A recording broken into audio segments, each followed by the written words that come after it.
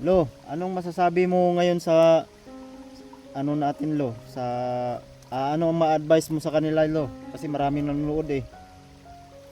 Ang masasabi mo sa kanila, anong gusto mong mensahe mapaabot sa kanila? Ito lang masabi ko sa kanila, Apo. Magkapatid man kayo, hindi. Huwag niyong pairalin ang pera. Ang pera ay maiiwan lang yan dito sa sanlibutan. Tama. Oo, dapat mga apo ko na rin kayo. Dapat magkasundo kayo. Magkapatid man kayo, hindi. Dapat magkasundo kayo sa isa't isa sa inyo. Tama yung sinabi mo lo. Kung ano man ang nasa inyong kalagayan, magkisama kayo. Kasi ang pera, hindi niyo madadala sa kabilang mundo. Dapat mag-usap-usapan kayo. Magkapatid man kayo, hindi. Dapat magkasundo kayo palagi. Magbigayan lo. Magbigayan, tama ka po. Magbigayan kayo. Kasi ang pera hindi niyo madadala sa ibang mundo. Dapat dito sa mundo na ninyong kalalagyan, mabuti kayong tao. Makikita sa mga tao, mabuti kayo. Magkapatid kayo sa hindi. Magkasundo kayo palagi. Kahit saan man kayo magpunta. Yan ang ikalulugod ng ating Panginoong Diyos. Kaya mag-ingat kayo palagi sa inyong ginagawa. Huwag niyong isipin yung pera. Basta, ang importante mga anak, masaya kayo. Masaya kayo sa inyong pamilya. Sa pamilya ng kapatid mo o hindi. Basta, masaya kayo kahit saan kayo magpunta. Masaya kayong tumutulong sa mga taong nangangailangan. Hindi natin madalala yung tira lo. Oo, Apo. Hindi natin madadala, Apo. Kailangan natin. Ipamahagi natin ang may pera. Kahit kunti lang yan. Maibigay natin sa mga taong nangangailangan. Lo, anong masasabi mo lo sa kasi meron akong mga viewers din na nag-abroad lo. Tapos sa kanilang kalagayan, hirap malayo sa kapiling nilang mga pamilya. Anong masasabi mo sa kanila lo? Mag-ingat pa sila. Ano ba? Oo, Apo. Malayo sila sa pamilya, Apo. Kailangan silang mag-ingat sa kanilang sarili, Apo. Para sa kanilang pamilya, Apo. Kaya ang kanilang pamilya, siya lang ang inaasahan, Apo. Mga bayani sila lo. Oo. Nagdasal din sila, Apo, para sa kaniyang kaligtasan kasi siya nandun sa malayo, Apo. Kaya kahit malayo ka man, huwag mong isipin nga pinabayaan ka na nila. Tama. Ang importante, magdasal ka lang Taas. sa Panginoon nga nandiyon sa taas. Kasi yung pamilya, makikita at makikita mo rin. Marami kasing ano ngayon lo nang dahil sa pira, magkapatid, nag-away-away, ganyan ba? Hindi na magkasundo sila lo. Oo, Ano masasabi yan. mo sa kanila lo? Ang masasabi ko na sa kanila, Apo, huwag niyong isipin ang pera. Dapat magkasundo kayong magkapatid. Mapira man kayo, wala. Sa ngayon nga mapira kayo, dapat magkasundo kayo. kahit ano man ang mangyari, kung saan man kayo makarating, ang pera ay hindi niyo madadala. Maiiwan niyo rin yan. Iba ang makapakinabang yan. Kaya habang buhay pa kayo, magkasundo kayo at gumawa kayo ng plano kung ano ang ikauunlad ng inyong pamilya. Pamilya muna bago tulong sa mga nangangailangan. Oo, tulungan nyo muna ang iyong pamilya bago kayo tumulong sa mga taong nangangailangan. Kailangan talaga kayong magkaisa. Kasi ang pamilya nyo, hindi nyo rin alam. Kasi nandun kayo sa kabilang lugar. Abroad lo, abroad. Oh, abroad.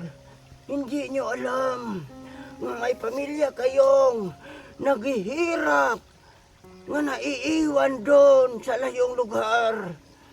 Kaya dapat nyo tuklasin, tulungan, bago kayo tumutulong sa mga taong hindi nyo kadugo, kundi nangangailangan lang sila ng tulong. Tulungan nyo muna ang inyong pamilya. Oh, sarili at pamilya bago kayo tumulong. Siguradong lalago kayo. Yan ang utos ng ating Panginoong Diyos. Tumulong tayo sa mga taong nangangailangan.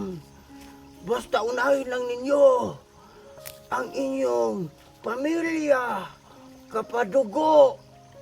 Unahin ninyo yon para hindi naman sila magtampo sa inyo. Oo, para mag-isa ang dasal. Dasal nila para sa inyong ikauunlad dito sa mundo ninyo. Ingat lang kayo palagi, mga anak. Lo, anong nakikita mo ngayon sa ating mundo, lo? Sa aming mundo? Hirap na ang mundo ninyo. May nahuhulaan ka ba? No? Oh, buti na tanang mo yan, Apo. May nakikita na ako, Apo. Ano yun, lo? Ngayong sunod na eleksyon na po. Hindi man natin, ano ba yung eleksyon ninyo? Hindi Bali, ko. ano yan, lo? Boto? Oh, So, kailangan magpumili ka ng tao para gumabay sa lahat ng buong Pilipinas. oo, tama. Sa ngayon, nakikita Bali, ko. presidente. Oh, presidente. Oh, presidente, lo. Gulong-gulo ngayon. Pero nakikita ko sa susunod. Babae. Ang susunod yung presidente. Anong ibig sabihin, lo? Babae? Oh, Apo. May hangad siyang kabutihan sa inyong mundo. Isa siyang babaeng busilak ang puso. May hangad sa mga mahirap. Kasi galing rin siya sa mahirap, Apo. Sino kaya yan, lo? Abangan lang, Apo. Basta nakikita ko lang, Apo. Babae, Apo. Isang babaeng busilak ang puso. Matapang. Matapang siya. Manindigan sa tama. Hangad niya Hindi sa mali, Apo. Bali yung inisip Oo. niya, lo, yung kinabukasan. Oo, Apo. Kinabukasan ninyo, Apo. Naghangad siya. Ngayon, naghangad si Apo. Naghangad talaga siya. Oo, kung siya lang sana ang ating presidente ngayon. Hindi na sana ganito ang mangyayari sa inyo, Apo. Lagi? Kaya nag-aayari na ang mga nakawan, Apo. Nang dahil sa mga... Laganap talaga, lo. Oo, Apo. Adit, nandun sa lahat sa mo. Oo, Amin. dahil yan, Apo, sa kalamidad, Apo. Hindi sakto ang pamigay ng anumang pamimigay, Apo. Nandahil sa pira, lo ba? Oo. Maraming buaya sa amin, lo. Oo, Kaya ang daming naghihirap. Totoo, Apo. Ang daming naghihirap. Kung may pira mang ibigay, Apo, bira lang marating sa kanila. Kung may mararating man, hindi na buo, kundi sinsilyo na lang, Apo. Kawawa ang kababayan mo, Apo. Kinukupit kayo nila yung Oo, pira ng Apo. mga Pilipino, lo ba? Pero, Apo, wala silang Apo.